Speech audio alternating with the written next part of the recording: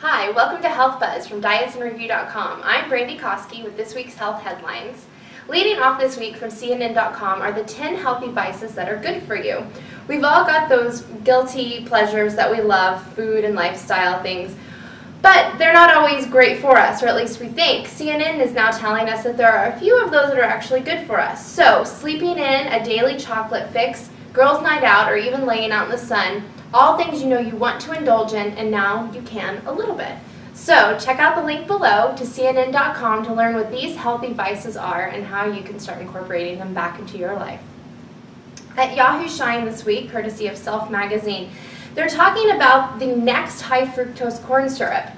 Interesterified fats, they are saying, are going to replace high fructose corn syrup and trans fat in a lot of the manufactured and restaurant foods. While it's a good thing that these food producers are moving away from the high fructose corn syrup and the trans fats, it's not so great that they are, of course, finding something to replace it with. So far, the results are showing that these fats have just as negative effect on your cholesterol as the trans fats do.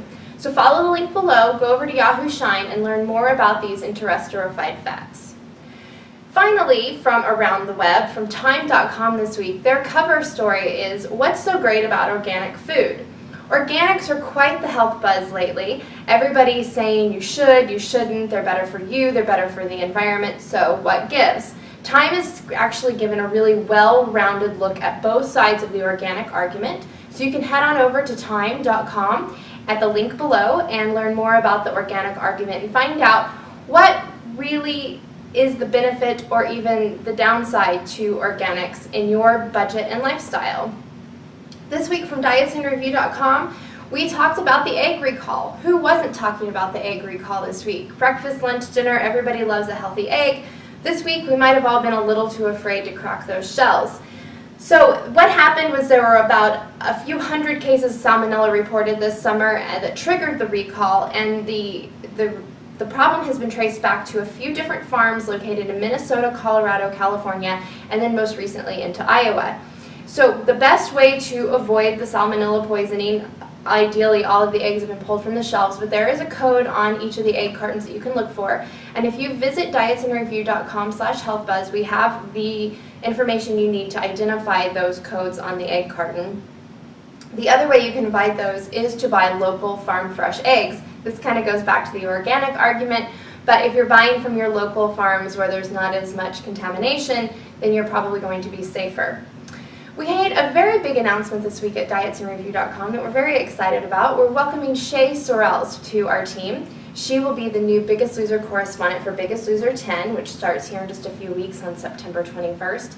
You might remember Shay as the heaviest contestant ever from season 8, but she's since then lost quite a lot of weight, and she's even training for the upcoming New York Marathon. So Shay will be with us throughout the Biggest Loser 10 season, and she will be reporting each week with recaps exclusively at dietsinreview.com, as well as several other videos throughout the week with her special brand and take on healthy living that's practical and affordable. Another big trend that has been circulating around the web and amongst fitness junkies lately is barefoot running. You've probably heard of it, you might have thought about it. Don't do like me and in the middle of a 5K race decide to give it a try. That's not the time. Our fitness expert Matthew Johnson took a look at barefoot running, and he's got some advice for everybody who's considering it.